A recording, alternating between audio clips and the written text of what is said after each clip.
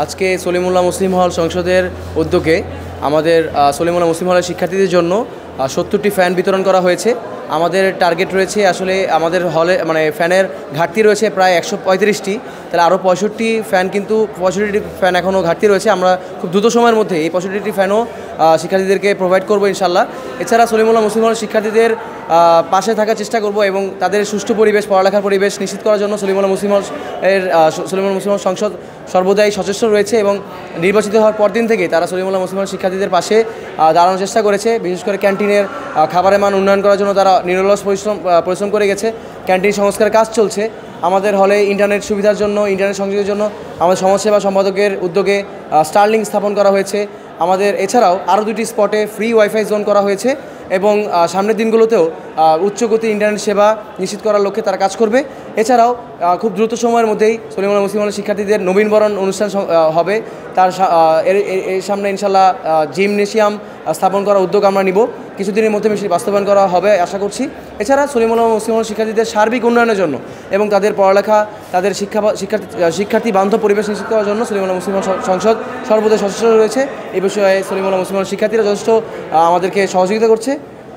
আমরা চেষ্টা করছি সলিমুল্লাহ মুসলিম হল শিক্ষার্থীদের জন্য ভালো কিছু আনার। আমাদের সলিমুল্লাহ মুসলিম হলে যে একটা দীর্ঘদিনের সংকট ছিল ফ্যানের, এবং গরমে আমরা একটি সাফার করতে হয়েছে অনেক শিক্ষার্থীকে।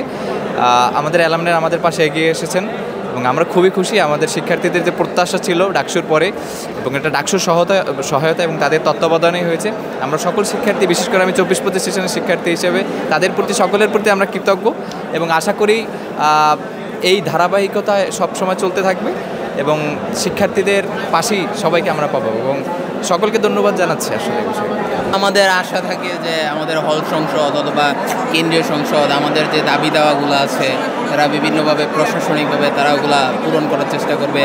লাইক ইলেকশনের পরে আমরা অনেকগুলা চেঞ্জ দেখতে পেলাম হলে, লাইক মশক নিধন কর্মসূচি, লকার, মানে ওয়াশিং মেশিন, বিভিন্ন মানে ফেসিলিটিস আসা শুরু করছে। প্লাস হলো বিভিন্ন কেরিয়ার বিষয়ক অনুষ্ঠান, মানে কেরিয়ার বিষয়ক প্রোগ্রাম আয়োজন হচ্ছে।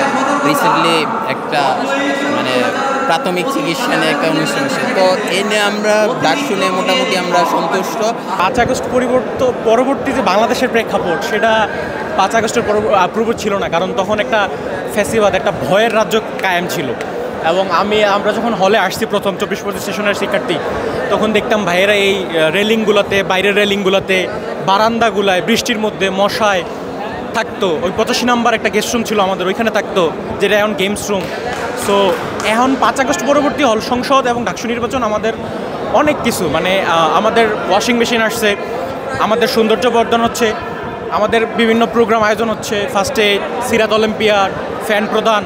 সো 5 আগস্ট পরবর্তী যাদের আনছি তারা হচ্ছে আমাদের ম্যান্ডেটেই ওরা কাজ করছে, এবং যদি নাও করে তখন আমরা প্রশ্ন করতে পারছি এবং আশা করছি যে 5 আগস্টের পরবর্তী যে অবস্থান, সেটা একটা নির্বাচিত সরকার হোক কিংবা যেই আসুক, সে আমাদের এই ম্যান্ডেটটা বজায় রাখবে এবং এই প্রত্যাশায় আমি ব্যক্ত রাখছি একজন আবাসিক কলেজ শিক্ষার্থী হিসেবে।